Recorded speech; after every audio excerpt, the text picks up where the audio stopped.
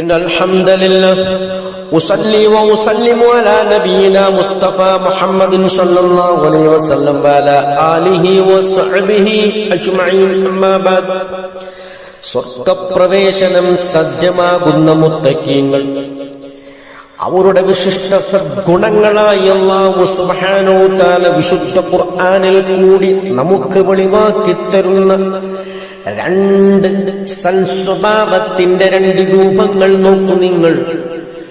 വൽ ഖാലിമീനൽ ഗൈബ് വൽ ആഫീന ലിന്നാസ്.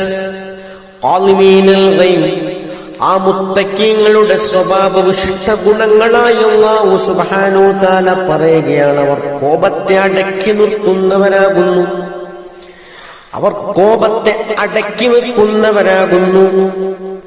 അത് മാത്രമല്ല, വൽ ആഫീന അനിന്നാസ്, ജനങ്ങൾക്ക് മാപ്പ് കൊടുക്കുന്നവരുമാകുന്നു.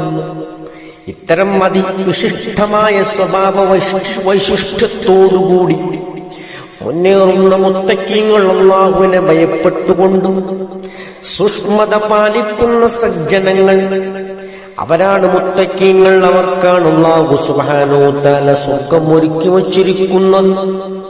വലഅഖിബത്തു ലിൽ മുത്തഖീൻ, മുത്തഖീങ്ങൾക്കാണ് ഏറ്റവും നല്ല പര്യവസാനം, അന്തിമ വിജയം അവർക്കുള്ളതാകുന്നു എന്ന് അല്ലാഹുവിന്റെ വിശുദ്ധ ഖുർആൻ നമ്മെ ഉണർത്തുന്നു. അത്തരം മുത്തഖീങ്ങളുടെ സ്വഭാവ ഗുണങ്ങളായി ഖുർആൻ പല തരത്തിലുള്ള സ്വഭാവ ഗുണവിശേഷണങ്ങളും നമുക്ക് പരിചയപ്പെടുത്തി തന്നിട്ടുണ്ട്. അതിലങ്ങേറ്റം വിശിഷ്ടമായ രണ്ട് സ്വഭാവ ഗുണങ്ങളാണ് ഇവ.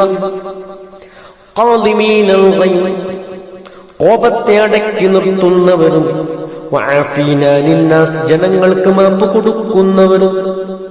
നോക്കൂ നിങ്ങൾ, നമ്മുടെ ഇടയിൽ അതികോപിഷ്ഠനായിക്കൊണ്ട്, മുൻകോപിഷ്ഠനായിക്കൊണ്ട് പലതരത്തിലുള്ള അനർത്ഥങ്ങളും അക്രമങ്ങളും അഴിച്ചുവിടുന്ന ഒരു വലിയൊരു ജനസമൂഹത്തിന്റെ മധ്യയാണ് നാം ഇന്ന് സഞ്ചരിച്ചു കൊണ്ടിരിക്കുന്നത്. കോപം ഇന്നത്തെ സമൂഹത്തിന് എത്രത്തോളം മതപ്പതിച്ചു എന്ന് നമുക്കളന്ന് കണക്കാക്കാൻ കഴിയില്ല രൂപത്തിലാണ്.